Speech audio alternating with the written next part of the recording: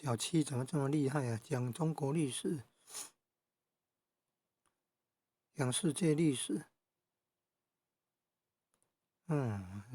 还有辅导专场，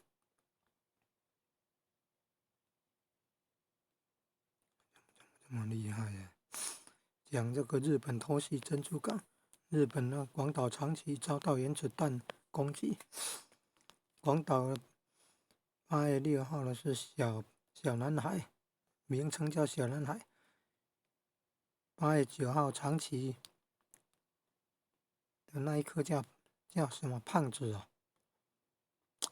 第一颗8月6号在广岛，说离地面600公尺就爆炸了呢，温度有几亿度那么高啊？有1亿度那么高的温度啊，好可怕的呀！